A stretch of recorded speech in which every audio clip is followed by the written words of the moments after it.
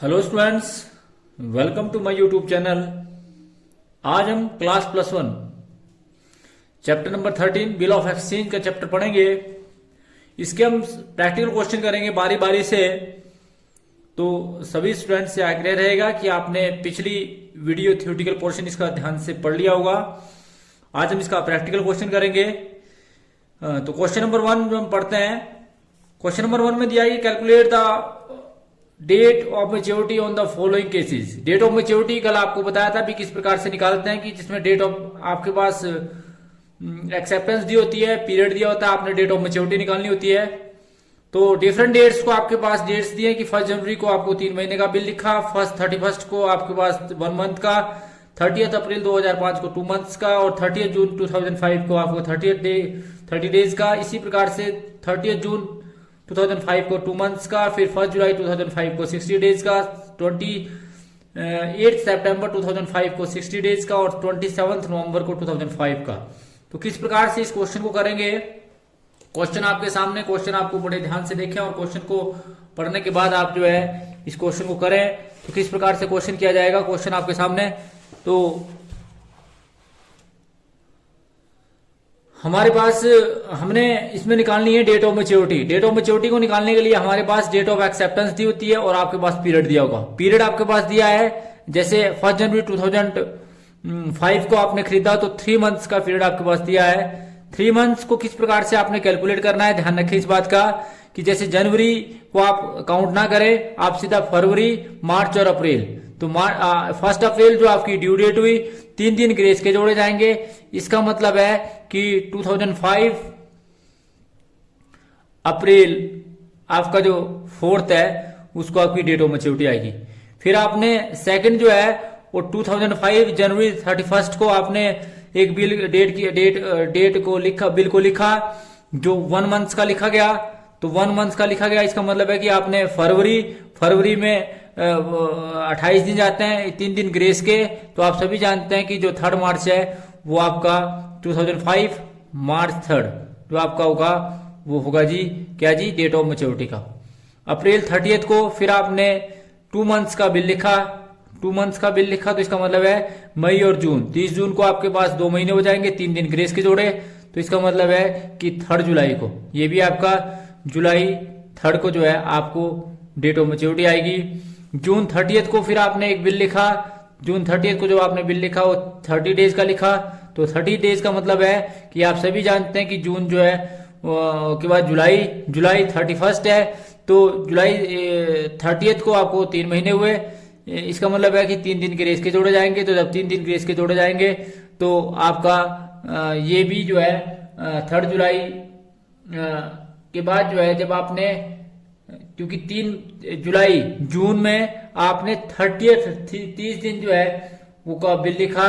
तो किस प्रकार से 30 दिन का जब आपने बिल लिखा तो आपके पास डेट ऑफ जो मेच्योरिटी आएगी वो क्या आएगी, आप देखें कि जुलाई में आपको 30 दिन हुए। इसका मतलब है 31 1 2 31 को 1 दिन, 1 को 2 दिन और 3 अगस्त को जो है आपके डेट ऑफ मैच्योरिटी आएगी। तो इसका मतलब है कि जो डेट ऑफ मैच्योरिटी की डेट आएगी वो 2 अगस्त आएगी। 2 अगस्त, इसमें आप कैलकुलेशन करके देखेंगे कि 2 अगस्त जो है आपके पास डेट ऑफ मैच्योरिटी आई। फिर आपने 30 जून को फिर लिखा एक बिल। 30 जून को जो आपने बिल लिखा वो लिखा 2 मंथ्स का। तो 2 मंथ्स का जब आपने बिल लिखा तो डेट ऑफ मैच्योरिटी आएगी। जब इसमें जोड़ेंगे आप तो डेट ऑफ मैच्योरिटी जब आप कैलकुलेट करेंगे तो ये आपके पास आएगी, आप सभी जानते हैं 2 सितंबर। 2 सितंबर कैसे आएगी, क्योंकि 2 महीने बाद जुलाई और अगस्त जो है वो 31 का जाता है। 31 का एक दिन मिला, फिर 1 और 2 तारीख को आपकी जो है वो 31 सितंबर को, 2 सितंबर को जो आपकी डेट आएगी। फिर आपने जुलाई में लिखा 60 दिन का।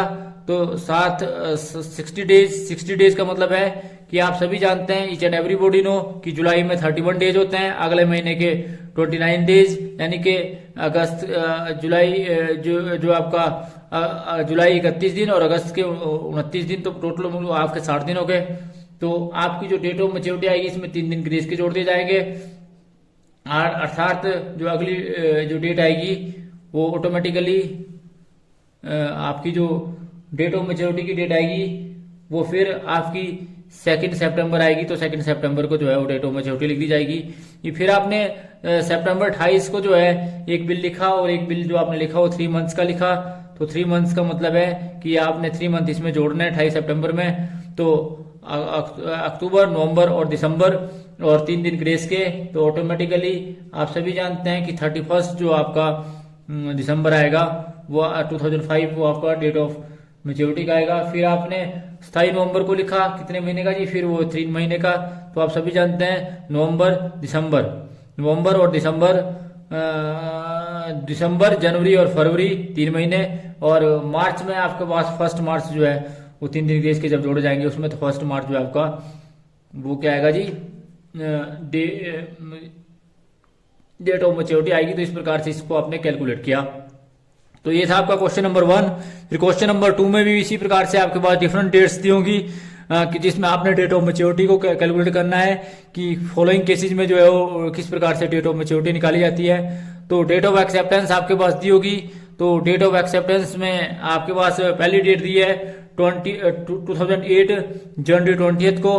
आपने कितने महीने का बिल लिखा जी, 3 मंथ्स का। तो 3 मंथ्स का आपने बिल लिखा, तो इसका मतलब है 3 मंथ्स का जब आपने बिल लिखा तो फरवरी, मार्च और अप्रैल 30 को मतलब 20 को आपकी डेट ऑफ मैच्योरिटी आई, और 3 दिन आप इसमें ग्रेस के जोड़ेंगे तो 23 अप्रैल जो है वो आपका डेट ऑफ मैच्योरिटी आएगी। इसी प्रकार से फरवरी 1 में आपने जो बिल लिखा वो 2 मंथ्स का लिखा। तो इसका मतलब है कि आप डेट गिनेंगे फरवरी के बाद मार्च और अप्रैल 2 महीने, और अप्रैल में 1 तारीख 3 दिन ग्रेस के जोड़े, तो 4 अप्रैल जो है वो आपकी क्या आएगी जी, डेट ऑफ मैच्योरिटी आएगी। इसी प्रकार से अगला बिल जो आपने लिखा वो 2008 मार्च 28 को लिखा, और वो कितने पीरियड का लिखा वो आप सभी जानते हैं कि 1 मंथ का लिखा। तो 1 मंथ का मतलब है कि मार्च के बाद अप्रैल आएगा, अप्रैल 28 को आपको उसके बाद 3 दिन ग्रेस के। तो जब 3 दिन ग्रेस के आप इसमें जोड़ेंगे तो ऑटोमेटिकली आपका 1 मई जो है वो आपका डेट ऑफ मैच्योरिटी आएगी। इसी प्रकार से 12 जुलाई को आपने एक बिल लिखा, कितने दिन का जी, 30 डेज का। तो 30 डेज का जैसे आपने लिखा इसको 12 जुलाई को जो भी आपने बिल लिखा वो आपने 30 डेज का लिखा। तो 30 डेज का मतलब यह है कि 12 जुलाई के 30 डेज जो बनेंगे वो आपके 12 अगस्त को बनेंगे। तो 12 अगस्त के बाद जब आपने इसमें 3 दिन ग्रेस के जोड़े तो 15 अगस्त आया। इसका मतलब एक दिन पहले, क्योंकि 15 अगस्त जो है गस्टेड हॉलीडे है। जब गस्टेड हॉलीडे आता है तो एक दिन पहले पेमेंट की जाती है।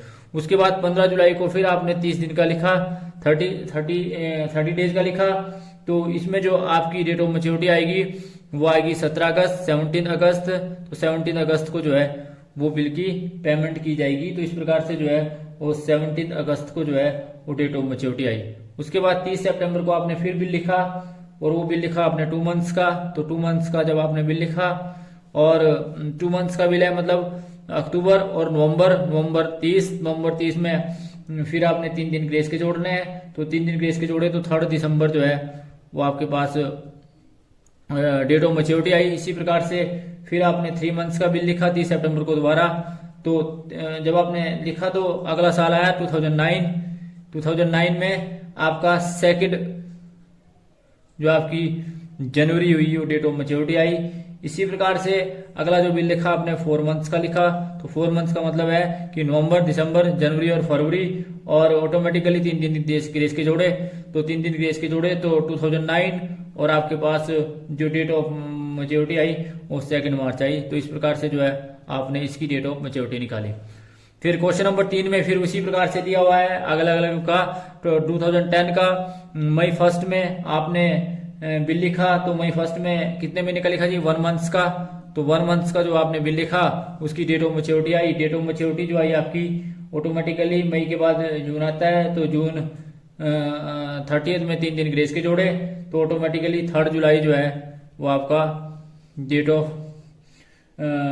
मैच्योरिटी आई। इसी प्रकार से 13 जुलाई वाला, 13 जुलाई आपने जो लिखा वो 30 डेज का लिखा। तो जुलाई में आप सभी जानते हैं कि 15 अगस्त जो इसकी ड्यू डेट आई, परंतु 15 अगस्त को गस्टेड हॉलीडे है, इसलिए 14 अगस्त को जो है वो आप क्या करेंगे, इसकी पेमेंट करेंगे, क्योंकि गस्टेड हॉलीडे में एक दिन पहले पेमेंट की जाती है। नवंबर 30 को फिर आपने 2 महीने का लिखा, नवंबर और दिसंबर 23 में फिर आपने 3 दिन ग्रेस के जोड़े। 26 जनवरी आई, 26 जनवरी का स्टेट हॉलीडे, इसलिए 25 जनवरी को जो है वो क्या किया जाएगा, वो पेमेंट की जाएगी। उसके बाद आपने 29 मई को 60 डेज का लिखा। 60 डेज का मतलब है कि मई के 31 दिन और जून के 29 जून के बाद 3 दिन ग्रेस के जोड़े, तो 2 अक्टूबर आया। 2 अक्टूबर को फिर गस्टिड हॉलीडे, इसलिए 1 अक्टूबर को जो इसकी पेमेंट की जाएगी। तो इस प्रकार से आपको किस प्रकार से डेट ऑफ मैच्योरिटी निकाली जाएगी वो आपको बड़ा डिटेल में बताया। तो इसका मतलब है कि आपको डेट ऑफ मैच्योरिटी अब निकालनी आ चुकी होगी। डेट ऑफ मैच्योरिटी निकालते समय सभी बच्चों से मेरा यही आग्रह है कि आप इस बात का विशेष ध्यान रखें कि डेट ऑफ मैच्योरिटी में जब भी आप किसी डेट ऑफ मैच्योरिटी को निकालते हैं तो कुछ बातों को आप विशेष रूप से ध्यान रखते हैं कि महीना कितने का जाता है, 28, 29, 30 या 31 का। क्योंकि आप सभी जानते हैं कि फरवरी जो है वो 28 और 29 का जाता है, 4 महीने जो है वो 30 के जाते हैं और 7 महीने जो 31 के जाते हैं। तो उन सारे महीनों को आप बिल्कुल ध्यान में रखेंगे, जिसमें विशेष रूप से ये ध्यान रखेंगे भी कौन सा महीने 30 के जाते हैं और कौन से महीने 31 के जाते हैं। फिर डे ऑफ कैलकुलेशन करने के समय आप इस बात का ध्यान रखेंगे कि जैसे मान लो जनवरी में आप 3 महीने का बिल लिखते हैं तो जनवरी 1 में आपने जनवरी से काउंट नहीं करना, बल्कि फरवरी, मार्च और अप्रैल। 1 अप्रैल जो है आपकी date of maturity due date आई, जिसमें 3 दिन ग्रेस के जोड़े जाएंगे, तो 4 अप्रैल। इस प्रकार से आपने सारी कैलकुलेशन करनी है। तो thanks for watching the video. क्योंकि इस वीडियो के अंदर केवल मात्र मैं आपको ये बताना चाहता हूं कि किस प्रकार से जो है आप डेट ऑफ मैच्योरिटी निकालेंगे। अगली वीडियो के अंदर किस प्रकार से 4 केसेस के अंदर डिफरेंट क्वेश्चन जो है वो किए जाते हैं उसके बारे में आपको डिटेल में बताया जाएगा। तो thanks for watching the video. Please like, comment and subscribe my channel. Thank you.